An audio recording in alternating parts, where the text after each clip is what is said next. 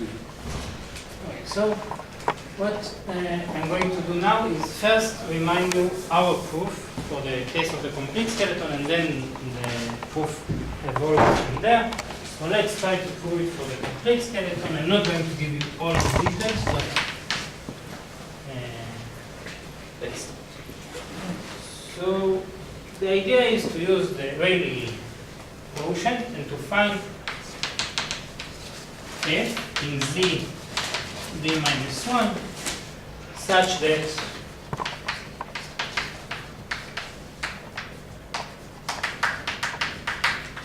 this gives exactly h of x, right?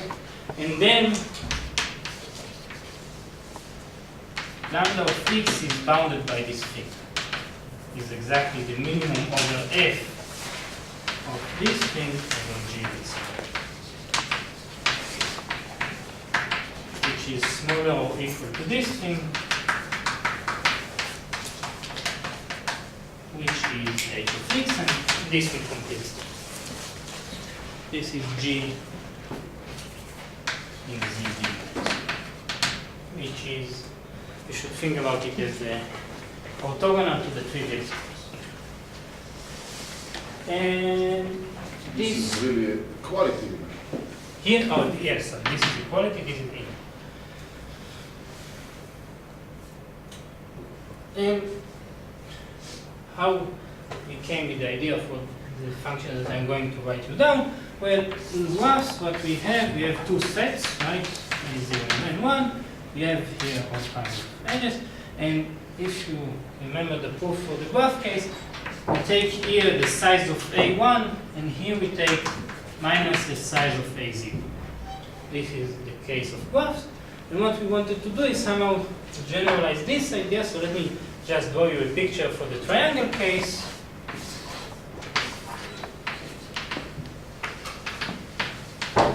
Now we are not talking about vertices, we are talking about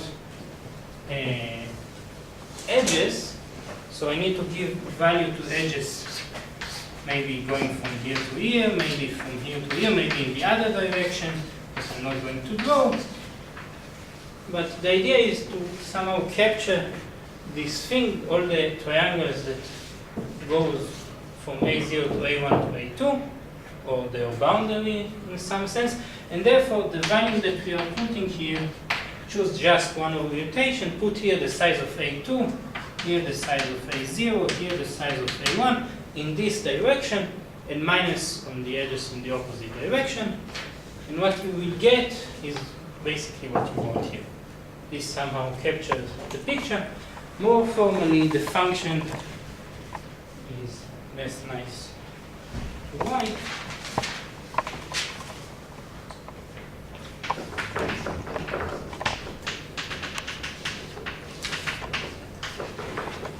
So the value on a d minus 1 cell like that, basically what I want to say is that this is going to be a subset of a d cell that lies on this partition, right?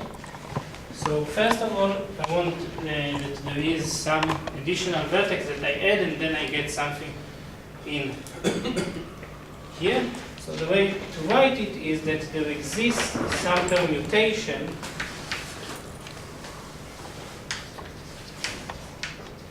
on 0 up to d, such that sigma I is in a pi I, and I from 0 up to d minus 1.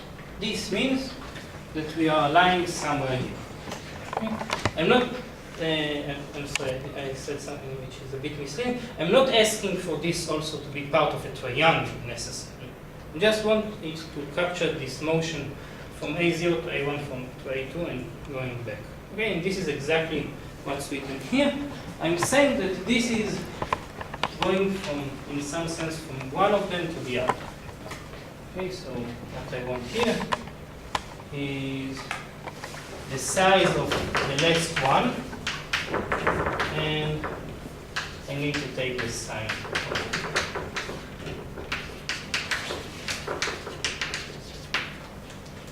writing it formally is a bit confusing. We thought about the triangle case and then understood how to do it in general. This is somehow more easy to do. Right? We want to capture this motion like that. And of course, I also talk about the other direction, it's the same. And now there are two lemmas. The first one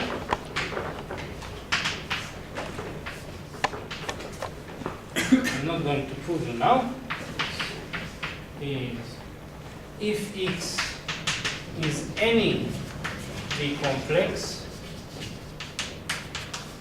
then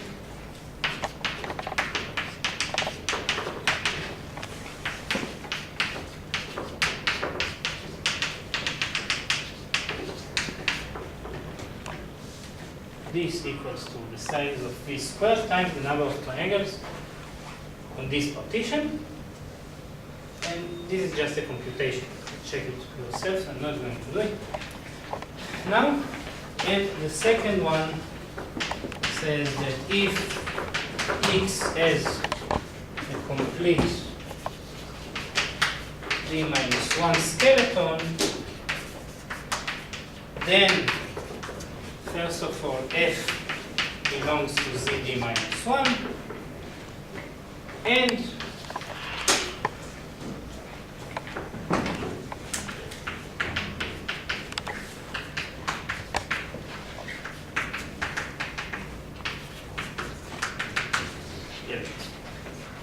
of course, if you have those two lemmas, then you are done.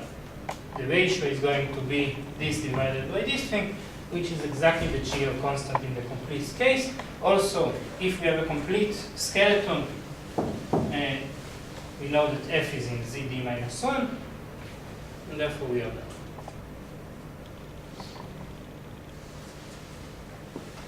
The idea of the proof is clear. I didn't do the computations, but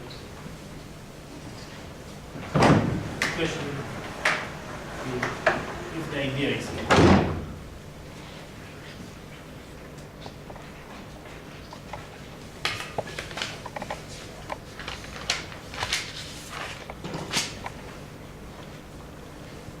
Okay? So, seeing it like that, it's clear what we need to generalize. We need to generalize the second level. The first one is going to be the same, right? I have here about this thing, and I want to find about to say something about what's going in here, the size of F, and the main problem is somehow that F now, if the skeleton is not complete, is not necessarily in ZD minus 1, and we have a problem. We can't use F itself, and what we tried to do originally is to find another function that will work for a general complex, and we didn't manage to do it. What they did is not to find another function, it's just taking the projection of this thing and somehow finding a lower bound on the size of this function. So basically, this F I can write as Z plus B, where this belongs to ZB minus 1, and this belongs to BD minus 1. I'm taking the same function F, and now, when we know that lambda of X is going to be bounded, Z is a function in ZD minus 1, so wait. And since the Laplacian of B is 0, it's trivial 0, what we have here. No, that's only lambda less or equal. Yes, so thank you. This is the same as this thing, and by lemma 1, we know that what's written here upstairs is this thing. So in order to get, this is the first lemma, which is the same. Right? Here I can go from Z to F, This is because the Laplacian of B is 0. It's trivial. Divide by ZZ. So Yes, Z. This I didn't change. yeah, okay. Okay? So what we need to do now is to find a lower bound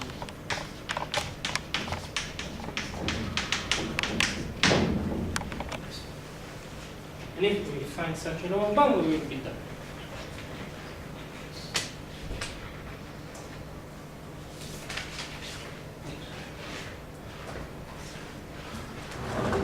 So keep this here.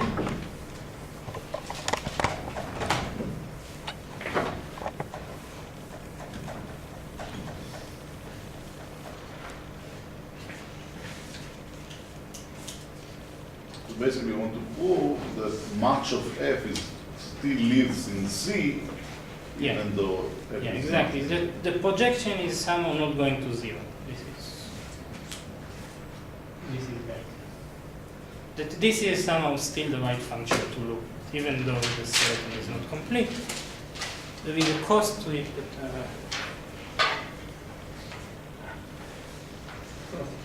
so basically the idea is the following. I don't know what is Z, but I know that Z is F minus delta D minus 1 of some G, because B is in the image. This is the first thing that we observe. So we want to, what we are going to do, we are going to find a lower bound on this for every G. I'm not going to tell you what is G. I'm just going to tell you that given any G, I'm going to give you a lower bound on this thing, and this comes like that. So for every G in omega D minus 2,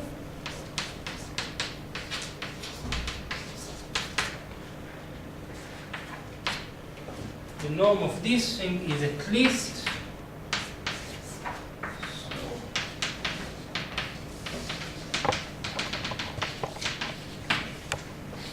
summing over all potential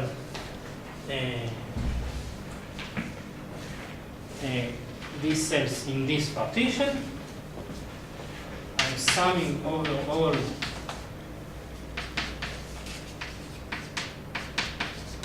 D minus 1 subset of it. I'm taking in 1 over the degree of sigma times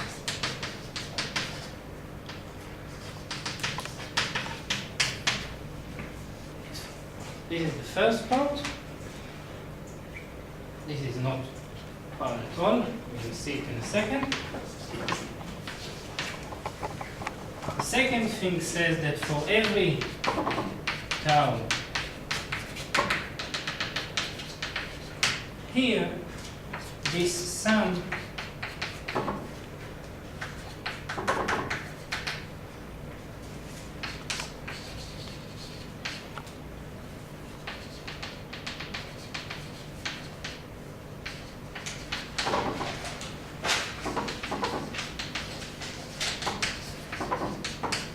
of this thing is at least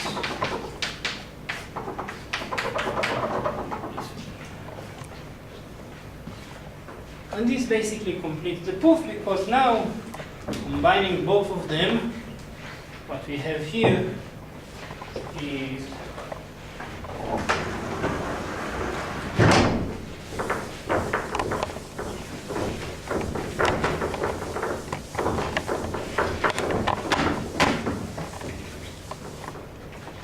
that for every G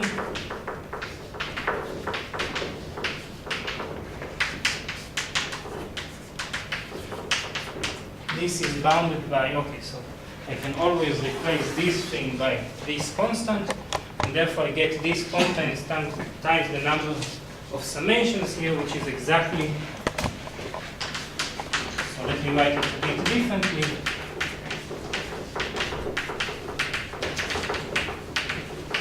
This. And therefore, putting this as a bound here, the proof is complete.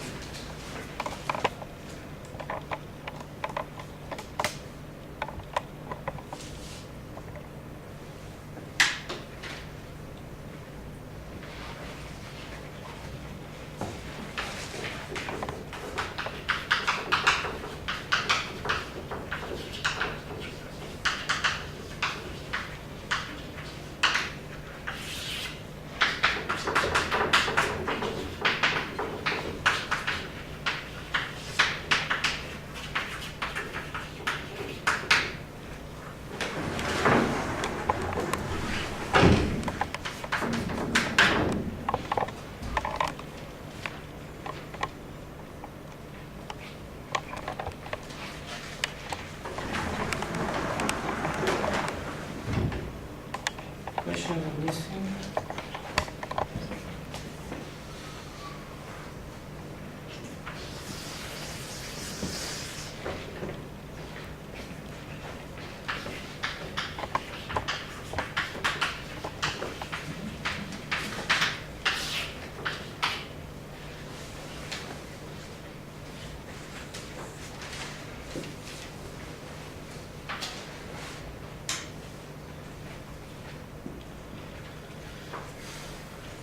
So how do we prove this thing? The first one is quite easy. Let's fix some sigma, the d minus 1 sigma. If it doesn't belong to any one of those, then it doesn't appear in the sum, right? So I don't get this. Basically what's written here is the sum over all these. So what I need to show you is that each sigma appears here no more than this amount. I get for each sigma this amount and not more than that.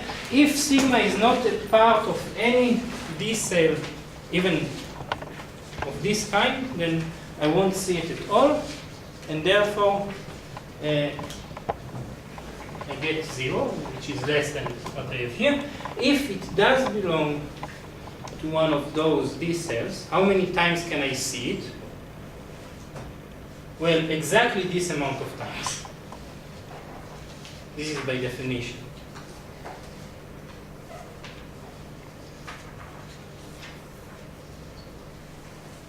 This is basically the number of potential cells like that that contain sigma. And therefore, this number of times that I will see sigma is no more than that, and since I divided by that, the number of times I will sum over sigma is no more than this degree, one of the degree, this thing, and therefore it's no more than 1. Kind of Fuvini. Yeah, exactly.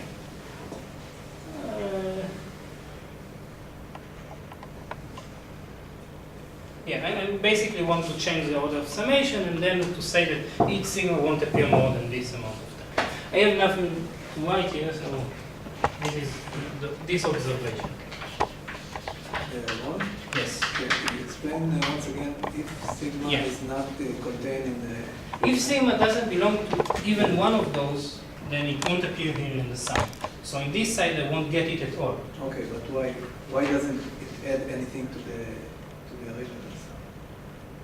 You have the first sum and the... Here, what I get is the sum over all those that belongs to one of those, at least one of those, no more than once, because this cancels out the number of times that I see them, and therefore this is less or equal. This is all that I'm saying here. I'm not saying anything sophisticated. Good.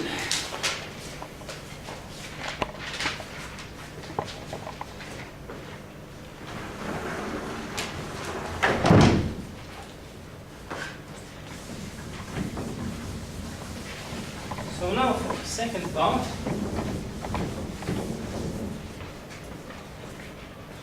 so I'm fixing some tau. Right, I have here some tau. Let's say that it's tau 0 up to tau d, sum-oriented D cell. And without loss of generality, let me assume that tau I belongs to data. Okay. I don't want to start dealing with all the signs there, but believe me that it works. Let's just take this case. So what we have here, let me write it here, is the sum over all sigma in here of 1 over the degree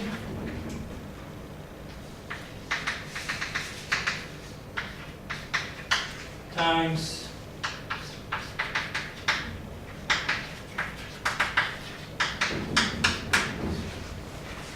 now I can write it explicitly since I have this one. Which one are the subsets, d minus 1 subset of this thing? I just need to delete each of the vertices in turn. So what's written here is the sum over y I from 0 up to d, 1 over the degree, this generalized degree of tau minus tau I. Here what I have, let me remind you, f was exactly the one that I removed, right? So if I'm removing tau I don't have a vertex from AI, and therefore what I get from f is the size of AI times 1 sine. So what we get here,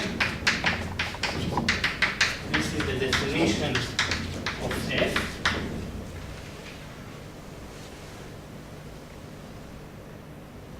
Should I write it again? Minus, let me just finish writing it down, and then if it's not clear, just let me know.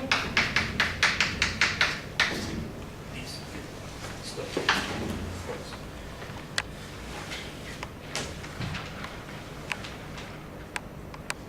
Is it clear what I did? I just used the fact that, okay, now subsets of tau d are just removing one vertex each time, and I use the definition of it. I can rewrite this thing in very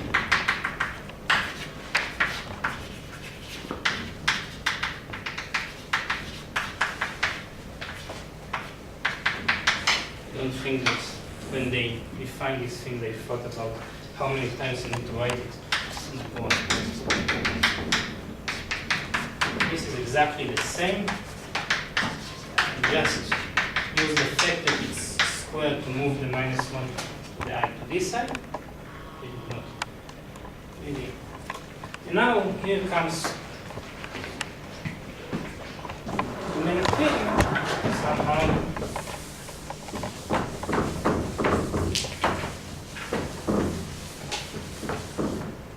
Since delta d minus 1 of g is in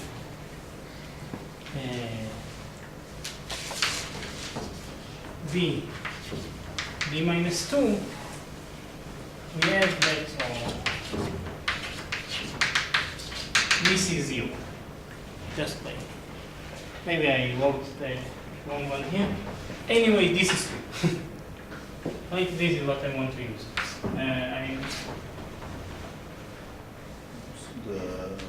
Should be upper After 1. and should be clear. Right, no, yeah. Thanks. No. D? Oh.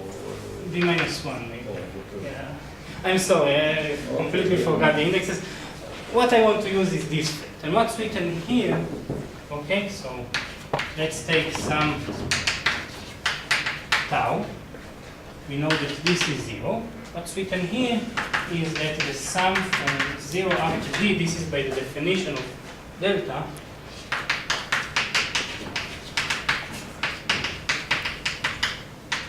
is this, which is exactly this. So I can rewrite here this thing. Let me call this one that.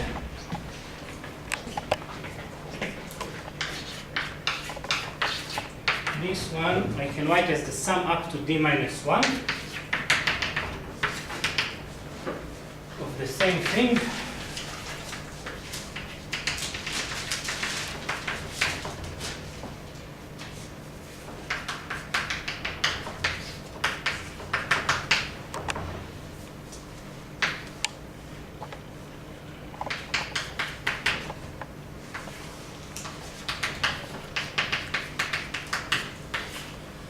Plus the same one for d.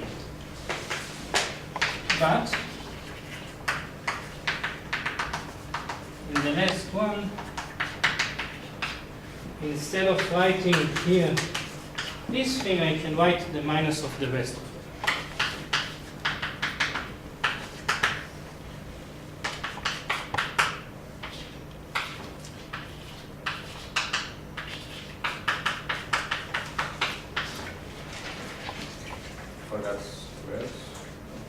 Yes, thank you. Everywhere. There's one. Thank you. We are almost done. Just one more thing. So now we have here a function. Let me call this one xi. This is going to be the sum from jd minus 1 to xj. This is a function of d variables, x0 up to xd minus 1. And we can ask which x gives the minimum.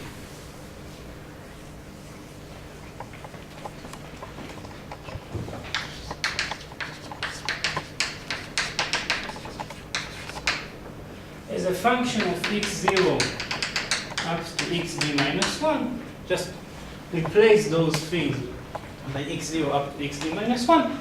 You can, now this is a function in the variables, you can differentiate it. You can ask where is the minimum. The global minimum is reached at xi equals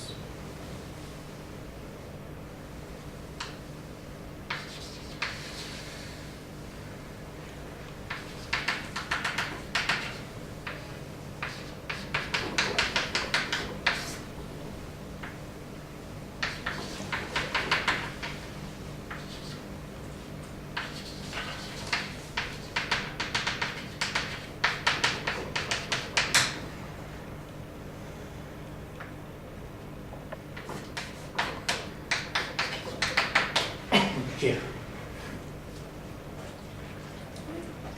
Shouldn't be plus the sum x Here? instead of minus? Right. Thank you. Yes. This is, I don't know, calculus, advanced calculus 1. Check.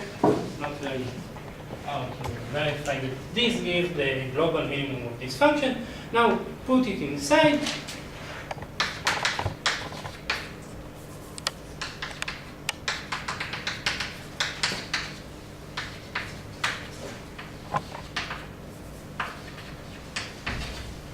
And what we get when we put this inside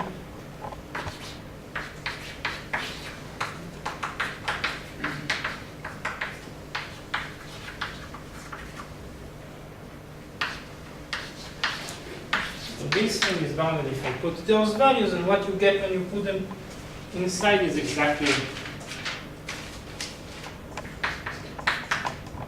v squared divided by the sum over j of the degrees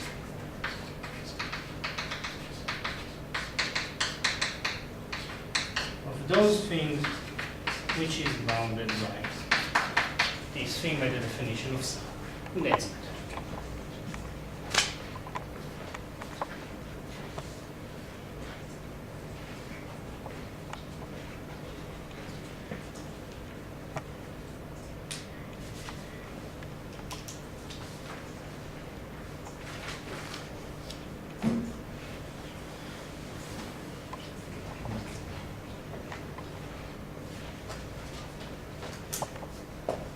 Thank you very much. Question? Can you pull the blackboard up? Yes. Okay, so basically the idea here is somehow to find the global minimum of some function and which gives the lower bound of the projections if you want.